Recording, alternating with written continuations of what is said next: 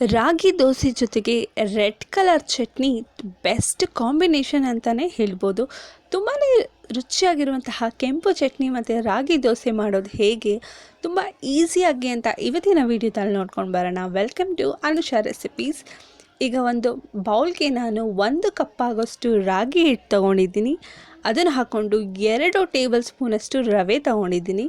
ಇಲ್ಲಾಂದರೆ ನಾವು ತೊಗೊಂಡಿರೋ ಬಟ್ಲಲ್ಲಿ 1/4 ಬಟ್ಲಾಗಷ್ಟು ರವೆ ತೊಗೋಬೇಕು. ಈಗ 1 ಗ್ಲಾಸಷ್ಟು ನೀರು ತೊಗೊಂಡು ಇದನ್ನು ನಾನು ಗಂಟೆಲ್ದಿರೋ ರೀತಿಯಲ್ಲಿ ನೀಟಾಗಿ ಮಿಕ್ಸ್ ಮಾಡ್ಕೋತಾ ಇದ್ದೀನಿ.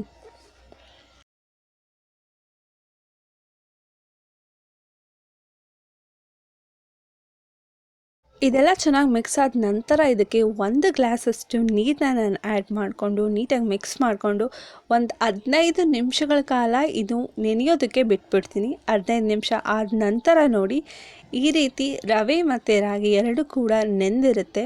ಈಗ ಮತ್ತೆ ಇದನ್ನು ನೀಟಾಗಿ ಮಿಕ್ಸ್ ಮಾಡಿಕೊಂಡು ಇದಕ್ಕೆ ನಾನು ಸಣ್ಣದಾಗಿ ಹಚ್ಕೊಂಡಿರುವಂತಹ ಈರುಳ್ಳಿ, ಕೊತ್ತಂಬರಿ ಸೊಪ್ಪು ಮತ್ತು ಕರಿಬೇವಿನ ಸೊಪ್ಪು ಇದು ಮೂರನ್ನು ಹಾಕ್ಕೊಂಡು ನೀಟಾಗಿ ಮಿಕ್ಸ್ ಮಾಡ್ಕೊತಾ ಇದ್ದೀನಿ.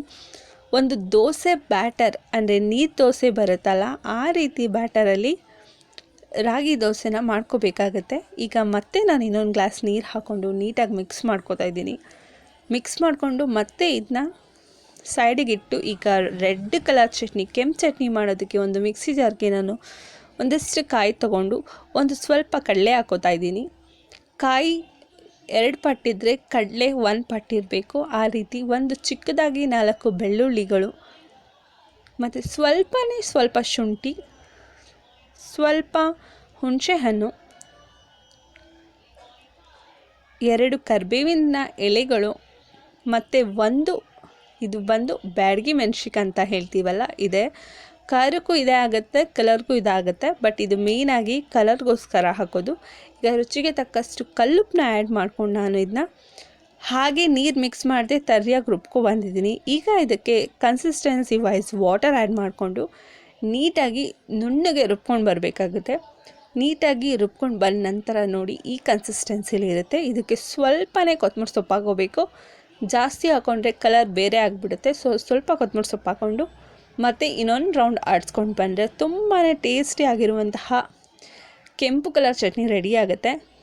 ಈಗ ಇದನ್ನ ಒಂದು ಸೈಡ್ಗೆ ಇಟ್ಕೊಂಡು ಬೇಕಂದರೆ ಇದ್ರ ಮೇಲೆ ನೀವು ಒಂದು ಒಗ್ಗರಣೆ ಕೊಟ್ಕೋಬೋದು. ಇಷ್ಟೇ ಗಟ್ಟಿ ಇರುತ್ತೆ. ಇದಕ್ಕೆ ನಾನು ಸ್ವಲ್ಪ ನೀರು ಆ್ಯಡ್ ಮಾಡ್ಕೋತಾ ಇದ್ದೀನಿ ಮೇಲೆ.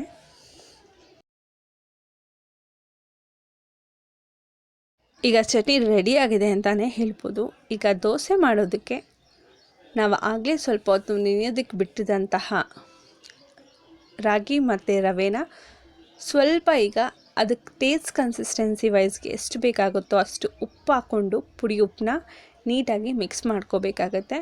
ನೋಡಿ ಅದು ಉಂತಿರುತ್ತೆ.